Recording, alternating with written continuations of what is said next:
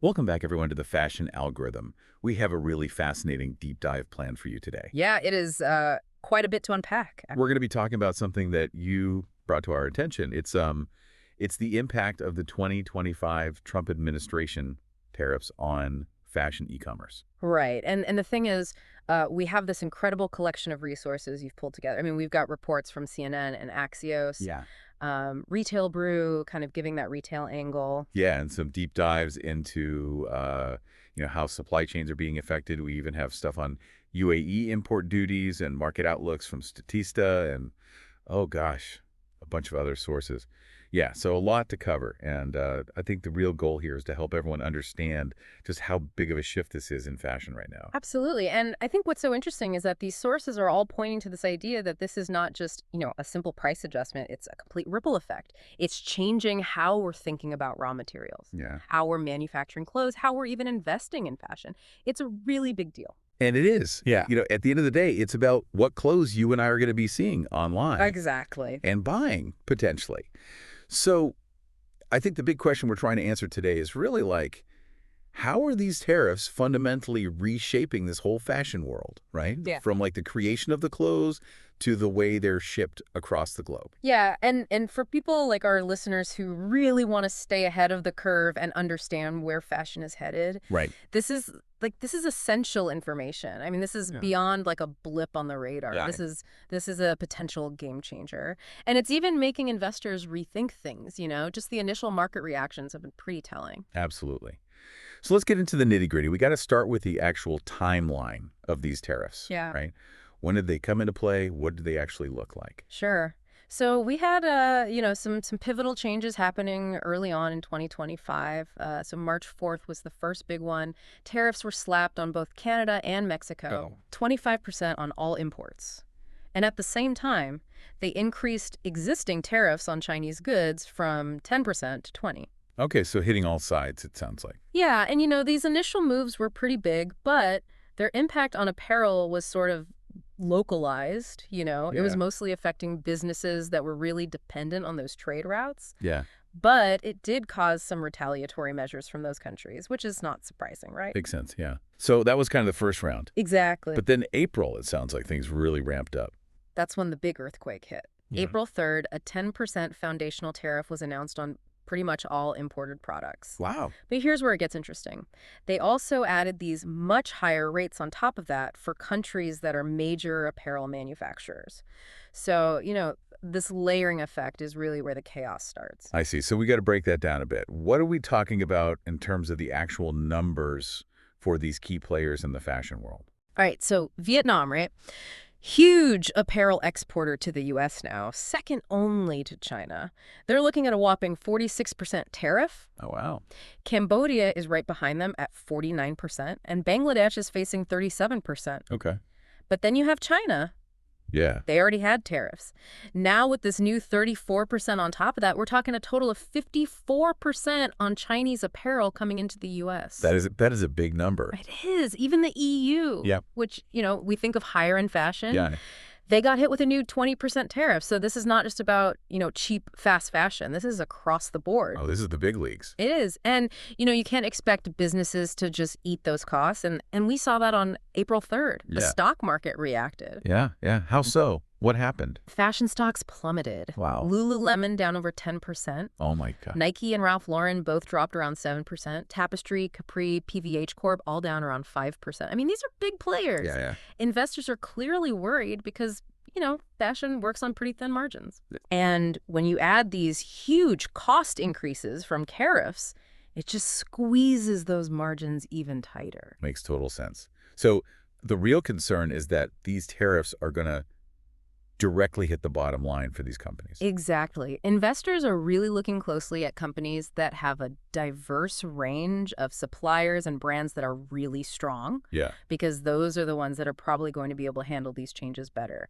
But even a company like Lululemon, they have a premium image. They got Yeah. hit pretty hard, which just shows you how disruptive these supply chain issues can be. Oh, that is a really interesting point.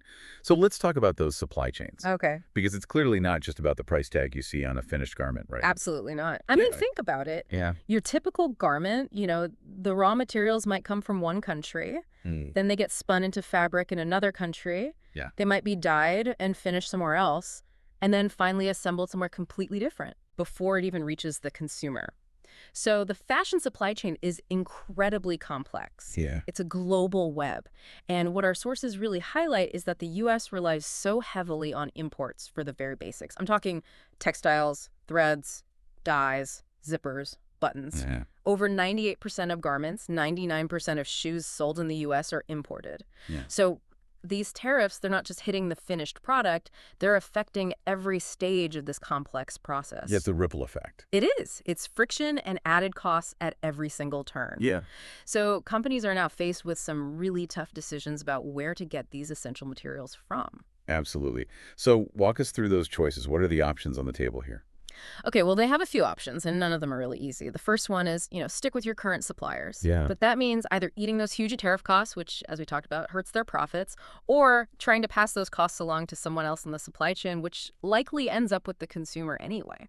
The other option is to try to find new sources for these materials, maybe in countries that don't have these high tariffs. Yeah. But that's a big undertaking. It means working with less established suppliers, figuring out new logistics, making sure the quality is still up to their standards. It's a gamble. So a lot of uncertainty in that route. Yeah, big time. So then we move from materials to the actual manufacturing. And for a long time now, we've had these really established manufacturing hubs around the world. How are the tariffs shaking things up there? These tariffs are creating a lot of pressure on those hubs. Think China, Vietnam, Cambodia, Bangladesh. Yeah. They have spent years building these incredibly sophisticated apparel manufacturing systems. Right. They've got the infrastructure, they've got skilled workers, the logistics networks are all set up. Yeah. But now, these tariffs make them a lot less competitive when it comes to selling to the U.S. It's not just about cheap labor anymore. It's this huge added cost from the tariffs. So it's making them rethink their whole game plan. What about, though, this idea of bringing manufacturing back to the United States, reshoring? Wouldn't that kind of sidestep these tariffs? It's the logical thought, right? And a lot of people are talking about it. But here's the thing. The U.S., we haven't really invested in fashion manufacturing here for decades. Right. It's been cheaper to do it overseas. We've lost a lot of those skilled workers, the factories, even the suppliers for the materials. Yeah. As Karuna Scheinfeld, one of the experts in our research, pointed out, the U.S. just doesn't have the capacity right now to suddenly start making all these clothes domestically. Yeah, see, we don't have the infrastructure. Exactly. Right. We need to rebuild that whole ecosystem, and that takes time, money, and training people. Even if we wanted to focus on just making certain types of clothing here, it's still a long road ahead. So it's not a quick fix by any means. Yeah. And all of this, these tariffs, this shakeup in manufacturing, it must be affecting how fashion brands approach designing clothes, right? Oh, absolutely. When you're dealing with this kind of cost pressure, every part of the fashion process gets scrutinized. Yeah. Product development, which can often take a long time with all the designing and tweaking, that's got to become more efficient. We might see brands trying to speed up the whole process from the initial idea to the actual production, just to save money. And what about the clothes themselves? Are we going to start seeing changes in the styles? Nah. Maybe simpler designs? Very likely. To deal with these tariffs, designers might start leaning towards simpler styles that don't need so many pieces or complex sewing techniques, less fancy embellishments, simpler seams, more basic shapes that can be worn in different ways. Makes sense, more versatile pieces. Exactly. We might also see fewer collections each year. Okay. Instead of chasing trends, brands might focus on longer-lasting styles that people can wear for multiple seasons. That's just more efficient, less risky in this high-tariff world. Yeah. It's all about adapting. It is. So we've talked about supply chains, we've talked about design changes. Now let's get to the money. How are these tariffs going to hit businesses and, eventually all of us as shoppers in terms of cost? It's the elephant in the room, right? We're going to see prices go up. Our analysis suggests that fashion brands are probably facing at least a 10% increase in their costs. because of these tariffs. That's a lot. It is. And they're not going to be able to absorb all of that. Most companies just don't have that kind of wiggle room in their budgets. Yeah. If they don't figure out ways to manage these costs, either by raising prices or becoming way more efficient, we could see profits drop by 8 to 10%. And we have this really great example from our research. Okay. This shirt maker in New Jersey. Yeah. He imports almost everything he needs to make his shirts. Wow. Everything from the thread and the parts for his sewing machines to the fabric. He was saying that if his costs go up even a little bit, he's got to raise his prices just to stay in business. That makes a lot of sense. It highlights how interconnected everything is in the fashion world and how few options there are for sourcing things domestically sometimes. So, bottom line, are we going to start seeing higher price tags when we're shopping for clothes online? It's pretty much inevitable. Brands have to figure out how to deal with these extra costs. Right. They can try to absorb some of it, but that cuts into their profits, which means they might have less money to invest and grow their business. Right. Or they can raise prices, but that's risky because people are already dealing with inflation. Yeah. If clothes get more expensive, people might just buy less. Right. It's a tough spot for them to be in. And then there's this term, we've been talking about in the office, fashion shrinkflation. Yeah. What exactly is that all about? Yeah, it sounds kind of ominous, right? Yeah. It basically means that instead of raising prices directly, some brands might try to get sneaky and lower the quality of their products. Oh, I see. So like using cheaper material. Exactly. Yeah. They might use thinner fabric, simpler construction, fewer details. The price tag stays the same, but you're getting less for your money. It's a way to kind of hide the cost increase from the consumer, but it's not really fair in the long run. And it really goes against the whole idea of encouraging higher quality domestic production, right? Exactly. It's a bit of a contradiction. And it's something that consumers should be aware of. Yeah, absolutely. And all of this points to this bigger trend, this potential end to the era of cheap clothing. Yeah, I think that's right. For the last 25 years, clothes have been getting cheaper. Yeah. But these tariffs could really change that. And it's not just the tariffs themselves. It's Yeah. also this shift in thinking. We have a quote from Treasury Secretary Scott Bessent, who basically said that having access to cheap goods isn't really what the American dream is all about. Right. So the government might not even be that concerned about prices going up. And that could mean that as shoppers, we just have to get used to paying more for our clothes. So it's not just a blip. It sounds like a fundamental shift in how we think about fashion. It could be, yeah. So we've talked about the big picture. Let's zoom in now on how these tariffs are playing out in different parts of the world. Okay. Obviously, the U.S. being the biggest buyer of clothes is going to feel this pretty strongly. Of course. The U.S. is on the front lines here. We rely so heavily on imported clothes. Yeah. And this is happening at a time when people in the U.S. are already a bit nervous about the economy. Right. Consumer confidence wasn't that great to begin with. The National Retail Federation is saying these tariffs are just going to make things worse. People might be even more hesitant to spend money on things they don't absolutely need. Yeah, especially on things like fashion, which are seen as more discretionary. Exactly. So what about those big manufacturing hubs in Asia? Yeah. The ones facing these huge tariffs. This is a really tough time for them. Countries like China, Vietnam, Bangladesh, Cambodia, a big chunk of their economies depend on making clothes for the U.S. And now they're at a real disadvantage. Yeah. Tariffs that high, it's hard to compete. They're going to have to find other customers, Right. maybe try to sell more to Europe, the Middle East, or even focus on their own local markets in Asia. Yeah, diversify a bit. Exactly. But that's not easy. Yeah, I imagine not. Takes time to build those relationships in those markets, right? It does. It's a long game, and there's no guarantee it will fully make up for losing business in the U.S. So a lot of uncertainty. And then there's Europe, also hit with a 20% tariff on their fashion exports. Yeah. That's a big market for them. How are European brands handling this? Well, for Europe, the U.S. has been their strongest market, especially with everything else going on globally. Yeah. And a lot of these brands, especially the luxury ones, they don't really make things in the U.S. Right. So they're stuck with these extra costs. They've already raised prices in the past few years. Now they got to decide, do they raise prices again and risk losing customers? Yeah. Or do they just accept lower profits? Right. The super luxury brands, they might be okay because their customers are less worried about price. Yeah, price insensitive at that level. Exactly. But for those brands that are trying to reach a wider audience, people who want that luxury feel but are on a budget, it's a problem. Yeah, makes sense. Those shoppers have already been cutting back because of the previous price increases. They might just stop buying altogether if prices go up again. And all of this is happening while other luxury markets around the world are slowing down, right? Yeah. The U.S. has been the bright spot for European brands. So they're in a tricky situation for sure. There's one interesting exception though, right? Yeah, LVMH. They actually do have some manufacturing here in the U.S., so they might be better positioned to handle these changes. Oh, that's interesting. So they were kind of ahead of the curve there. It seems that way, yeah. One place we haven't touched on is the UAE. They're not directly affected by these U.S. tariffs. Right. But are there still potential impacts we should be thinking about? Definitely. They have their own import rules. Yeah. It's a standard 5% import duty plus a 5% VAT on most e-commerce stuff. So what the U.S. is doing doesn't directly affect them. In fact, they might even benefit. How so? Well, if brands are looking for new markets to make up for lost sales in the U.S., the UAE is a pretty good option. Yeah. Consumers there are already very open to international brands, plus they have a really good trade and logistics system in place. Right, yeah. But there could be some downsides, too.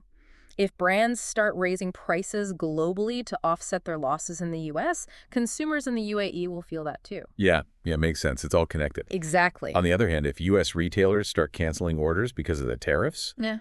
maybe some of that extra inventory will end up in places like the UAE, maybe even at lower prices. Interesting. So it's a mixed bag for them. So lots of moving pieces for the UAE. And for fashion e-commerce businesses globally, it sounds like they need to get really strategic and adapt quickly. What are some of the key strategies you see them using to navigate this new world? Well, the first thing is supply chain agility. That's going to be crucial. Yeah. The companies that have already started diversifying their manufacturing, moving away from being too dependent on one or two places, Yeah.